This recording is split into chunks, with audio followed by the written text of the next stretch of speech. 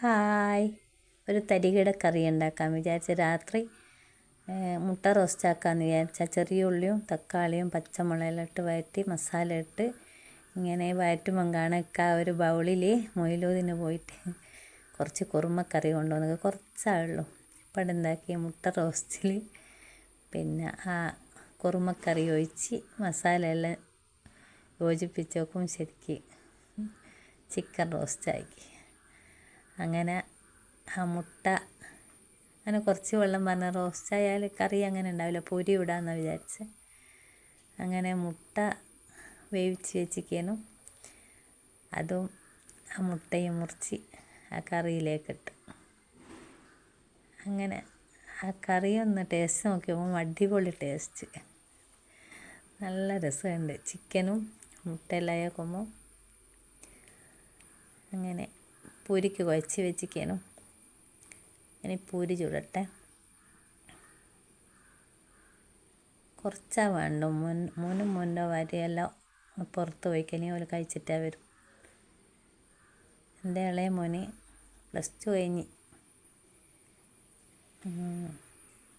ഞാനും അവനും ഉള്ളൂ. അങ്ങനെ എനിക്ക് നെയ്യിൽ പൊരിച്ച അധികം ഞാൻ കഴിക്കലില്ല.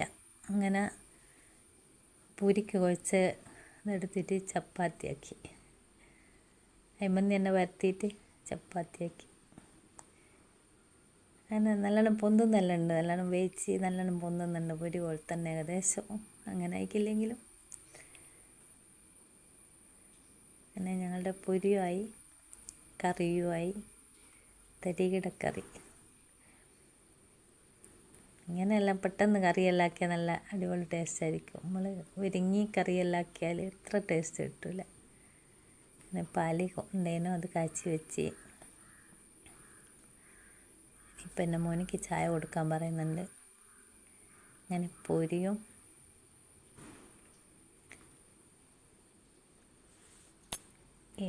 റോസ്റ്റ് കറിയും പറഞ്ഞവനിക്ക് കൊടുത്ത്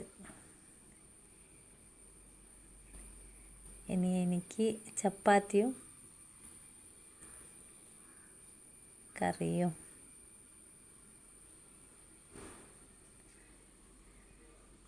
ഇനി ഞാനും കഴിക്കട്ടെ. എല്ലാവരും ലൈക്ക് ചെയ്യണം, ഷെയർ ചെയ്യണം, സബ്സ്ക്രൈബ് ചെയ്യണം. അങ്ങനെ ഞാനും കഴിക്കട്ടെ.